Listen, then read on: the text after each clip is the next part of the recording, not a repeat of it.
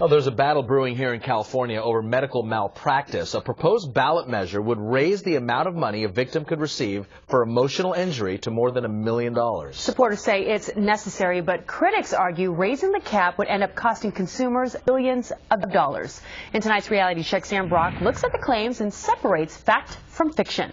Raj and Janelle, good evening. This debate only applies to a certain segment of people who are seeking compensation for non-economic damages. That would be emotional pain, as you said, suffering, loss of a loved one. Now, the measure's sponsor says he's not concerned about the impact on big business. He's concerned about access to attorneys for victims. And it turns out he's right. Access is a problem, but the costs and implications can't be ignored either. And when you can't get to court, you're really victimized a second time, not only in the loss of your loved one, but then you find out you can't get justice on that doctor or hospital. Bob Pack says the loss of his 2 children, Troy and Alana, almost 10 years ago to a drugged driver, misprescribed on a variety of medications, has forced him to become an advocate.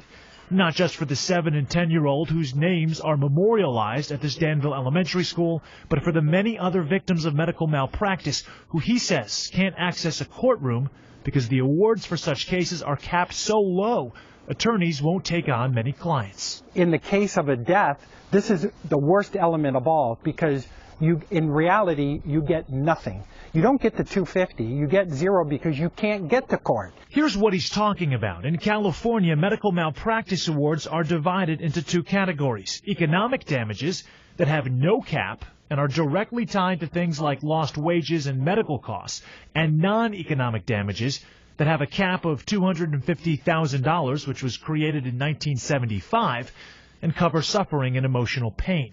So what does $250,000 mean today? In terms of inflation, its modern-day equivalent would be $1.1 million. That's the increased cap that PAC is seeking.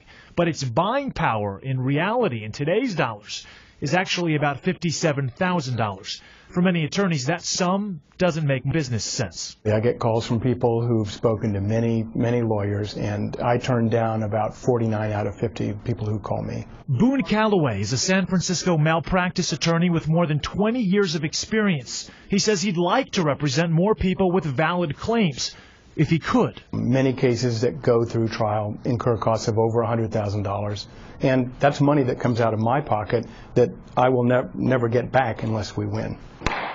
So the idea behind this measure is to make it easier for attorneys to take additional legitimate cases. But for doctors providing general care in communities like San Ramon or in Oakland clinics that provide treatment to anybody regardless of their ability to pay, those doctors say a higher cap means an invitation for more frivolous lawsuits and more money for lawyers, which would negatively impact the entire healthcare system. Everything I've read indicates that costs would go up, and when costs go up, it comes from somewhere, and it would be access to care for patients. As a doctor, I care about all my patients, and no less if they've been harmed.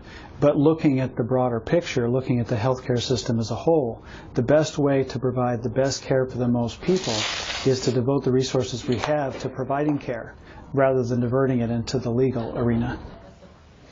And the risk of higher health care costs are very much real. We're going to be investigating those in the coming days. But will raising the cap right now mean more malpractice cases here in California?